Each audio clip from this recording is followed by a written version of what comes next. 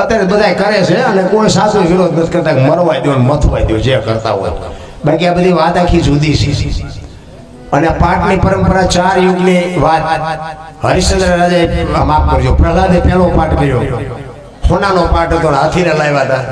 બીજા યુગમાં હરિશ્ચંદ્ર રાજાએ પાઠ કર્યો, એમાં રૂપાનો પાઠ હતો અને ઘોડો લઈ આવ્યા, ઘટ્યું. હોના કરતા રૂપું ઘટ્યું, હાથી કરતા ઘોડો ઘટ્યો. ત્રીજા યુગમાં ધર્મરાજાએ પાઠ કર્યો, ગાય લઈ આવ્યા અને ત્રાંબાનો પાઠ કર્યો, એના કરતા ઘટ્યો. ચોથા યુગમાં બલિરાજાએ પાઠ કર્યો, માટીનો કર્યો અને અજીયા બકરી લઈ આવ્યા અને ત્યાંથી બંધ કર્યું. કૃષ્ણ પરમાત્માને એમ થયું કાલની પેઢીને ખબર કેમ પડશે કે આને પાઠ કહેવાય. કૃષ્ણ પરમાત્માને આ દુનિયાને એક પાઠની પરંપરા ચાલુ રાખવા માટે જન્મ લેવો હતો. પણ જન્મ લેવો ક્યાં, આખો ઘર તો એવું જોઈએ ને પુણ્યશાળી, જ્યાં ત્યાં તો જન્મે નહીં.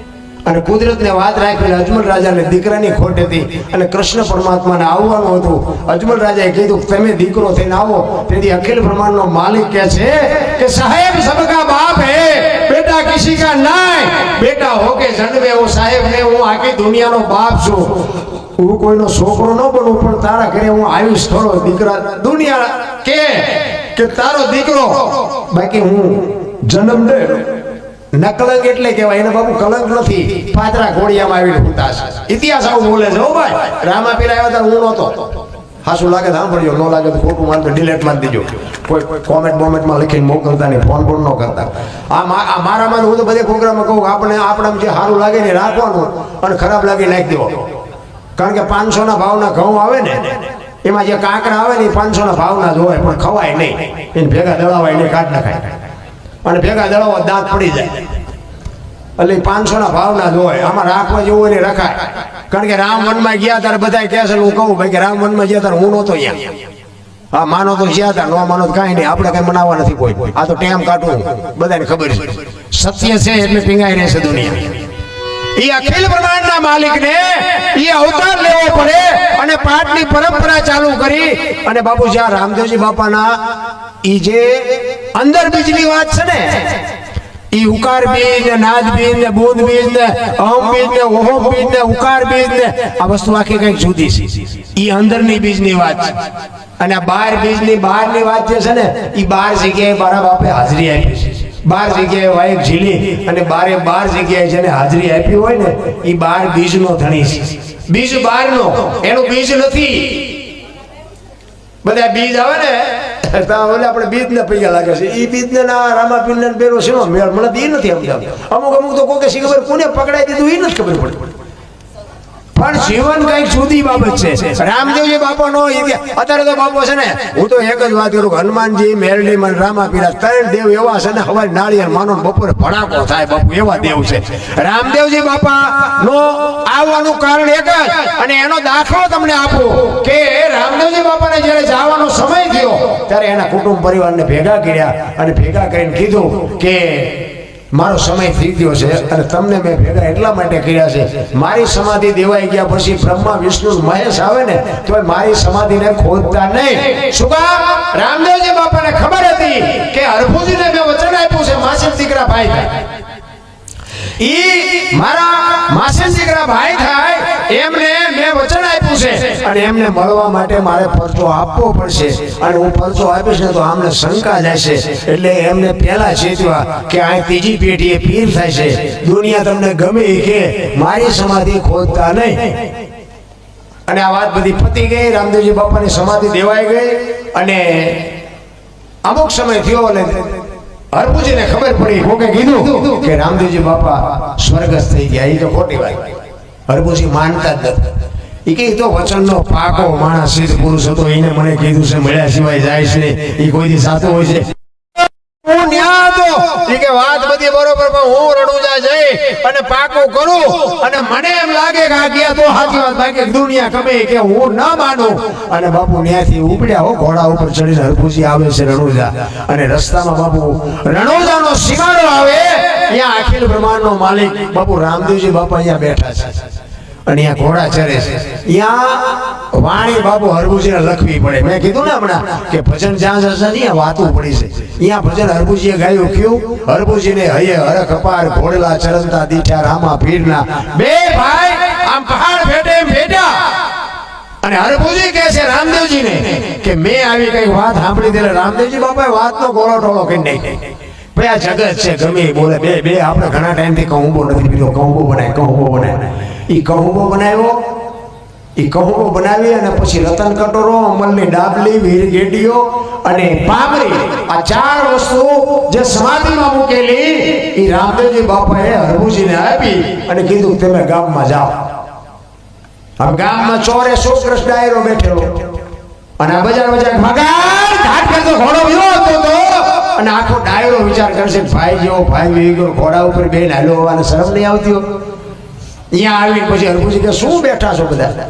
એ કે શું ભલામણ વાત કરે છે કે રામદેવજી વ્યાઈ ગયા 3 દી થયા. હરભુજી દાંત મીઠા કાઢો કે રામદેવજી મને અટાણા ભેગા થયા. તો કે આ ગામ આખું ખોટું તું હાચો. એ કે પણ આ છો રતન કટોર અમલની ડાબલી બધું દેખાડ્યું અને આમને શંકા જાગી હો ભાઈ કે રામદેવજી બાપા સમાધિ દઈને આપણે આવતાર્યા પછી માથું મારી નીકળી ગયેલા હલો ખોદવી. એટલે જ કહું છું આપણા નથી આપણને સમજીએ ક્યાં પોતાના.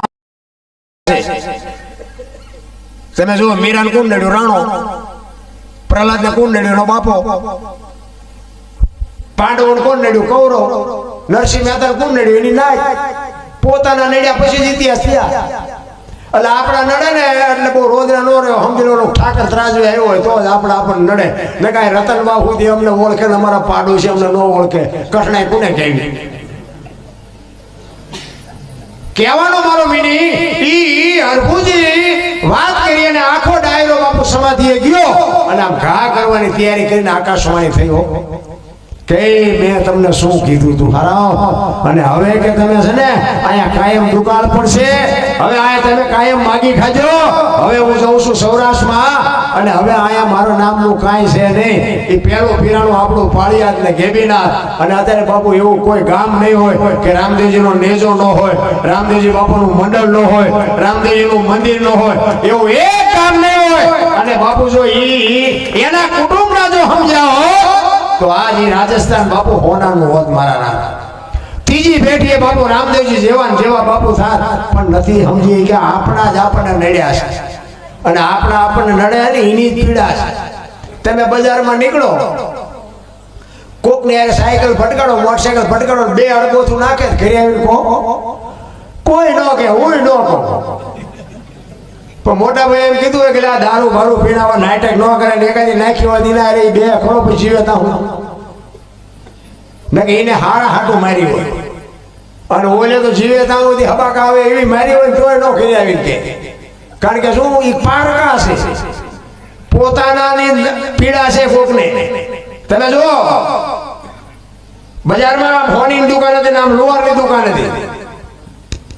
પેલો લુહાર કડીયું બનાવતો એમાં 1 2 3 ઘા કર્યા ને કડી એમાંથી સટકીને જઈ હોની દુકાન. તો એ હોનાની કડી હતી ને એને કીધું બસ 3 ઘામાં કે સટકી જઈ. જો તારા જેવી મારા દશા છે હું કે હું કરું છું. લોટાની કડી હું કે ખબર છે ઈ કે તું જાય જા તારે કે હસોડી કે લોટાની છે એટલે યારણે લોટાની છે તું હોનાની છું તને આ મૂકે જ નહીં.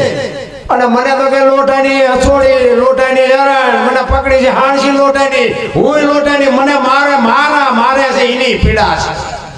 અને વાત એ સાચી છે. આપણને કોક મારે એની પીડા નથી, આપણા મારે છે એની જ આપણને પીડા.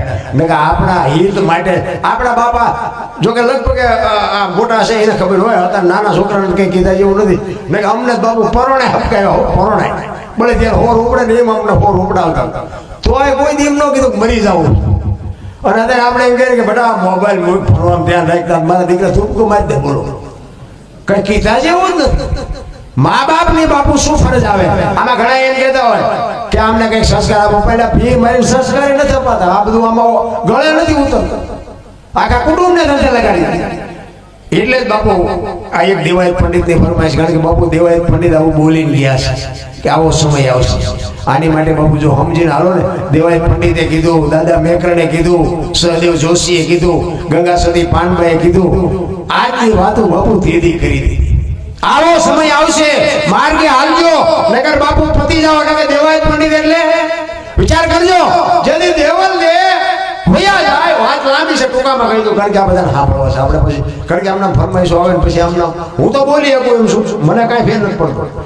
સાંભળવા વાળા હોય ને, હું તો બાપુ 5 વાગ્યા સુધી તમે બેહો, કાલ બપોર બેહો તો બોલો, તમને ટાઈમ નથી. અને અમે હાવ નવરાય છે. અને આપણી વાતો છે ને, આપણી વાત એક એવી, હું પાવરથી કહું કે આપણા પ્રોગ્રામમાં ભાઈ બહેન બે શકે, બાપ દીકરી બે શકે, માં દીકરો બે શકે. અને વધ્યું છે આ એક જ, એટલે કોઈ તો લખી લેજો. પિક્ચરમાં તમે મોબાઈલમાં જોયા જેવું નથી, પેપરમાં જોયા જેવું નથી, ટીવીમાં જોયા જેવું નથી. હવે જો હાવ હાસું વધ્યું હોય ને તો આવું આ એક જ. અને એમાં જો અમે કંઈક મર્યાદાથી બોલી તો ને હવે અમે તે ચાલુ કર્યું છે. પણ હું મારી પોતાની એકલી વાત કરું કે ઠીક છે, મારી ભૂલ થઈ જાય, હું માણસ છું, હું એવું નથી કહેતો, પણ કહેવાનો મારો મિનિંગ કે હું તો બધાને ભેગા રાખવા માંગુ છું. બીજી વાત કે મને પટેલે બોલાવ્યો ને પટેલના ગાણા ગાઉં, રબારીએ બોલાવ્યો રબારીના ગાણા ગાઉં, ના, એ વાત મારામાં આવતી નથી. હું તો બધાને એમ કહું છું, બધાએ આપણે ઊંસા જ છીએ, કોઈ નીચું નથી. એ ઊંસાનું નિશાનું જે હાલ્યું છે ને, એ બાપુ આ દુનિયા બહાર ખવડાવે. એટલે ઊંસાનું શું કામ છે? પેલા નાળિયેરના ઝાડવા આપણા ફળિયામાં ફૂમકાનો સાયો પડે ત્રીજા ઘીરે, ઊંસા શું કરવા? મોટા છે, મોટા બાપુ કોઈ દી ક્યાંય કામમાં આવ્યા નથી. ઓલા ઘરમાં આપણી મોટી મોટી ગોળીઓ હોય, મોટી મોટી ટીપાઈ હોય, મોટા મોટા તાસ હોય, અબરીએ ચડાવ્યો કોઈ દી કામમાં આવે?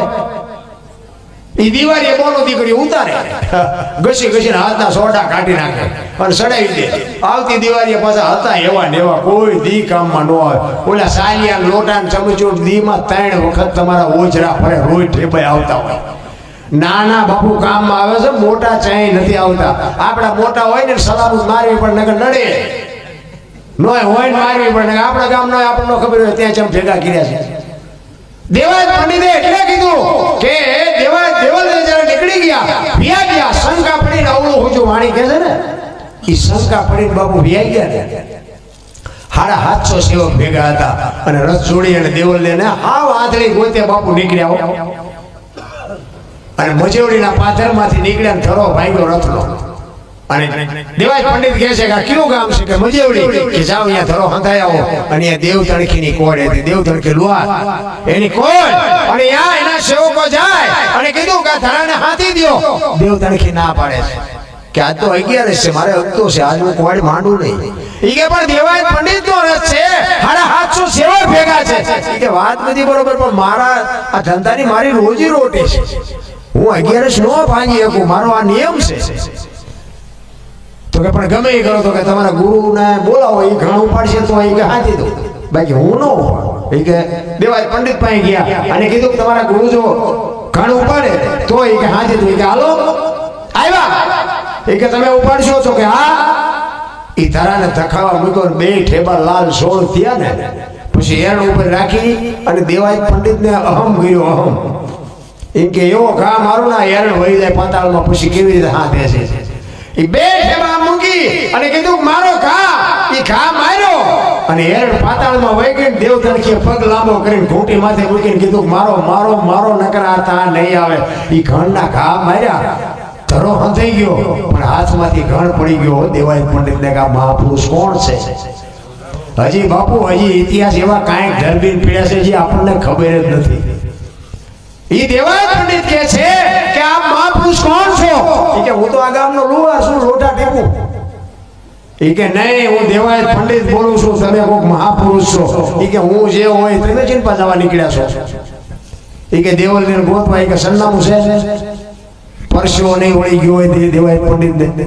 આજની વાતો જે કરી શકતો હોય, આવો સમય આવશે, હજારો વર્ષ પહેલા ઈ બોલ્યો હોય અને ઈ એમ કહે છે કે દેવલ દેને ગોતવાનું સરનામું છે તમારી પાસે? શું દેવાયત પંડિત માંથી વીતી? આવા મહાપુરુષોને જો બાપુ જવાબ ન દે શકતા હોય, અત્યારે હાલ્યું તુલ્યું બધું કહે છે કે આને મહામંત્ર કહેવાય, આને પૂછડું કહેવાય, આને ઢોકળું કહેવાય. આપણને એમ કે આટલું બધું જ્ઞાન તમારામાં આવી ચાતી ગયું. દેવાય પંડિત જેવો મહાપુરુષ અને પછી બાપુ એની દેવતણખીને બાપુ અહીંયા ઘરેથી દીકરી એક 7-8 વર્ષની દીકરી એમ કે દેવતણખી કહે છે આને પૂછવા દીકરીને ઈ તમને સરનામું આપશે. દેવાય પંડિત ને બાપુ વાંચ્યા હોય તો રોઈ નો નીકળે અને તેથી દીકરી એમ કહે છે કે નરોહર ગઢમાં કે દેવલ દે છે. ક્યાં છે નરોહર ગઢમાં? કોઈ સરનામાની ખબર છે? આખું હાલવાની જરૂર છે. દીકરી એમ કહેતી હોય કે નરોહર ગઢમાં દેવલ દે છે. નરોહર ગઢનું તો ઘણાએ કીધું તું પણ એ આવ્યું ક્યાંય કોઈ નહોતું કહેતું. દેવાય પંડિતને ઘણાએ કીધું કે દેવલ ને તમારા નરોહર ગઢમાં છે પણ એ આવ્યું ક્યાંય ખબર નહોતી. આ રતનબાવ આય છે, રતનબાવ માં અમારા પ્રોગ્રામમાં જવાનું છે, પ્રોગ્રામમાં જવાનું છે પણ એ ખબર નહોતી કે જમરાળા પાસે આવે, પાણવી પાસે આવે, એ ખબર નહોતી. રતનબાવ ગોતવું કેવી રીતે? ઈ દીકરી એમ કે ઈ નરોહર ગઢ મેં જોયું છે. અને તેથી બાપુ ઈ દીકરી એમ કહેતી હોય કે દેવલ દેવ એ ગયા તો કે હા. કે શું કામ? તમને કીધું તું કાંઈ? તો કે હા. કે શું કીધું તું? એ કે મારામાં જેથી શંકા પડશે જેથી હું તમારી નહીં હોય. તો કે શંકા પડી હતી? તો કે હા. તો કે હવે હું ગોતવા નીકળ્યા છો. અને વાતે સાચી નથી. હું તો એમ કહું છું આપણા બૈરા હોય ને હાસવજો ને કે માંડ મેળ ભીડો પછી મેળે નહીં પડે ભૂંડી હાલી તે દુખી થઈ જાઓ. ભાઈ જે છે એ અપનાવી લેવાની વાત છે. બધાને બગલાન ગાડીઓ ન હોય. જે આપણા મા બાપે ગોઠવ્યું હોય ને બધું, જોકે આપણું ગોઠવેલું છે ને એ તો પગી ગયા શેઠે. અત્યારે જે ગોઠવાય છે ને હીરા લોસા પડે. અમારે એક ભાઈ બન છે, બેને કીધું ઓલા તારા દીકરા લગ્ન ચાલે કરવાના. મને કે લખી હોત નાખ્યું. બોલો, મને તો ખબર નથી કે લગ્ન જવા. તમે જોવો તો ખરા ઓલા નાના છોકરા આપણા દીકરા દીકરીઓ રમતા ઢેંગલા ઢેંગલીના 3 દી સુધી તો બાપુ હાલતું હતું. હવે 2 દીમાં થતા આપણા તૂટી જાય. હવે આને લગ્ન કહેવાય?